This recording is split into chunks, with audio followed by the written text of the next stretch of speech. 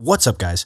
So I went to my local comic book shop to find One World Under Doom issues, and because I'm missing quite a few, but I had to order them. So until they arrive, I figured we could look at something else. I asked the store owner what a good story is, and he recommended Original Sin from 2014. The reason he mentioned this story is because you don't have to know everything. Like, this issue explains some backstory for those of us who don't know. He also said that if you're caught up with the MCU, you shouldn't have any problems following along. Like, there's no new characters that aren't in the MCU. So today I figured we could kick off one of Marvel's coolest and most mysterious events, Original Sin, right? So this comic book is issue 0.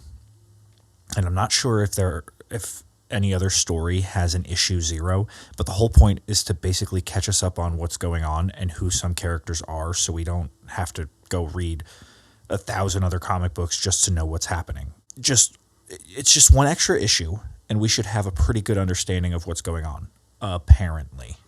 Now, if you've never read Original Sin, the whole story starts with a murder. Not just any murder, but the death of Uatu the Watcher.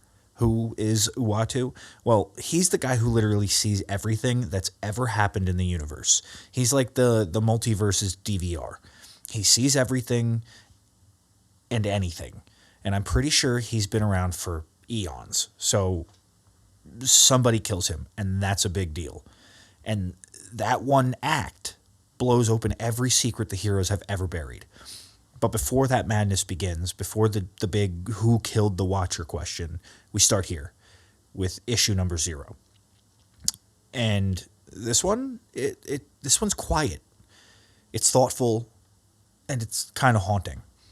It's about what it means to see everything and how even gods get lonely. So let's get into it, right? So the comic opens with Sam Alexander, Marvel's current Nova. At the time, he's standing on the moon. So the comic book store owner may have made a whoopsie, I guess. I mean, I don't expect him to remember every single storyline and every single character, so, all is forgiven on my end. You guys let me know if I should go egg his house for being a lying traitor. Anyway, right in front of Nova is this enormous alien structure, smooth, silver stone, glowing veins of energy, machines floating in the air like ghosts. This is the Watcher's Observatory, home of Uatu, right? Now, if you're new to The Watcher, imagine the universe's most dedicated live streamer. He's been recording everything since the dawn of time, but he never comments, never interferes, just observes. And right away you can tell Sam's out of his element. He's a kid. He's still figuring out how to be Nova. And there he is standing in front of a cosmic being who's literally older than the galaxy. The panels show him walking in slowly, taking in these screens made of pure light, each one showing different realities. Different moments in time, civilizations rising and falling, alien worlds being born. Sam, he's just like, wow, so I guess you just do watch everything, huh? And keep in mind, all this stems from there's a couple of pages back that Sam he beats up a villain, and the Avengers show up, and he says, why does Uatu watch? And Cap's like, I don't know. No one ever thought to ask why. But anyway, Uatu, he doesn't answer. He just looks at him, right? And that's where we dive into the Watcher lore, right? Because this issue gives us his origin story, and it's actually really sad. So long before humanity ever existed, the Watchers were one of the oldest races in the universe, insanely advanced, like we build galaxies for fun levels of advanced. And they decided they wanted to share that knowledge, right? They wanted to help younger civilizations evolve faster. So they found this one race, primitive but promising, and they gave them technology. Energy, science, guidance, the works. It's the kind of stuff that could have launched them into a golden age, but instead, it destroyed them. The people turned that knowledge into weapons. They went to war. They wiped themselves out completely. Like, the Watchers came back after a while after giving them these gifts, and they say that the air reeks of radiation. They gave them the power of nuclear fission. And instead of energy, they made bombs and wiped themselves out. Watchers, they blamed themselves. Like, Uatu's father is saddened by this. He seems angry. They realized that even good intentions can have catastrophic consequences. So they took a vow. They basically said, we will never interfere again. We're only going to watch. And that's the curse of Uatu. He's seen everything, whether it's the birth of heroes, the fall of civilizations. He's seen every lie, every truth, but he can't do anything about it. Imagine seeing every tragedy in history and being forced to stand there silently. That's Uatu's existence. It's extremely sad. This guy just has to sit there and watch. He can do nothing. Like, think back to like a personal experience. Like maybe someone you knew passed away. He's seen it. That time that you were touching yourself, experimenting in a funny way. He's seen that too. And he don't judge. He doesn't say nothing. But anyway, we cut back to Sam. He's standing there awkwardly like, hey, so do you ever get bored watching all this all the time? Still nothing, right? He says nothing. Then he asks, hey, if you've seen everything, do you ever see people get better, like really better? No response. And the reason he asks that question is because in the beginning of the issue, we see Sam's dad, and he's kind of like a drunk, and we see Sam explain what makes this issue so personal, right? His dad, Jesse, he used to be a part of the Nova Corps, which is the intergalactic police force, as far as I can tell from some Googling, right? But one day, his dad just like vanished. He just disappeared. Sam didn't believe that his father was ever telling the truth. Like, his father was just a washed up drunk as far as he could tell. He does not believe the stories of his dad being in the Nova Corps. But then one day, he finds his dad's helmet, and it's lighting up, and he puts it on, and he becomes Nova. And ever since then, he's been searching, not just for his dad, but for proof that his life means something. I don't know if I said it, but his dad disappears.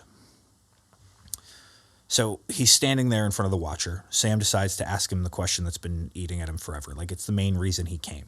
He looks up at this godlike being and says, you've seen everything. You know everything. So tell me, is my dad still alive? And you can feel the moment freeze. The Watcher looks at him, those glowing white eyes just staring into his soul. And for the first time, Uatu speaks. He just says, he's alive. One word. Well, one phrase. That's it. But for Sam, it's everything, right? Like I don't know much about the Watcher, so I don't know if he's ever spoken directly to a character. But seeing the prologue of like this issue, how it basically says, we will never speak again. We're going to take a vow of silence.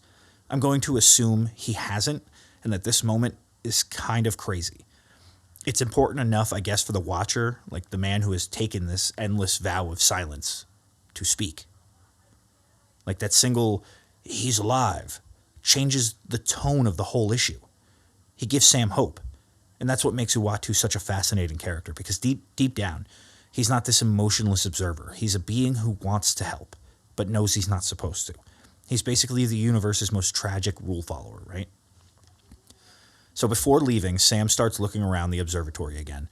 There's a panel showing entire worlds being born, others burning out, civilizations living and dying, like sparks in a fire. It's overwhelming, and Sam asks one more question. If you've seen all this, why do you keep watching? Uatu doesn't answer, but the visuals kind of do. We see the massive machines processing cosmic data, galaxies forming like clockwork, and in the middle of it all is one solitary figure. Uatu, bless you. Uatu keeps going back to this one moment. That's that beginning moment where they found the civilization had basically blown itself to bits. And he looks in every multiverse for a time where that didn't happen. And it doesn't exist, right? He's watching because he has to, because someone needs to remember. It's almost like Uatu's afraid that if he ever stopped, the universe itself would forget where it came from. That's his burden. So Sam finally thanks him. He says something like, I don't know why you told me that, but thank you. And he takes off, blasting out of the observatory and heading back towards Earth. The last shot is beautiful. You see him he's flying away. Just this tiny streak of gold against the black void of space. Uatu, he's still there watching. But he takes, in the beginning of the issue, Sam brought him a gift, like a housewarming gift. He said, hey, I don't know if this is what people do for you.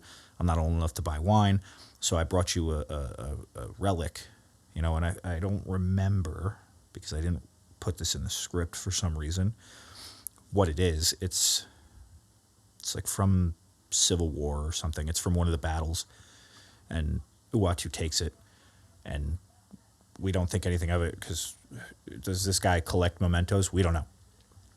But we see him putting it on a pedestal, and there's like a subtle sadness, like he knows something's coming. And if you've read ahead, you already know exactly what that means, right? Don't read ahead. Don't be a poopy pants, because this is the last time we'll ever see Uatu alive, right?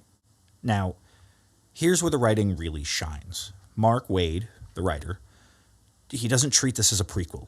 He treats it as a character eulogy before the death. This issue is about the idea of secrets.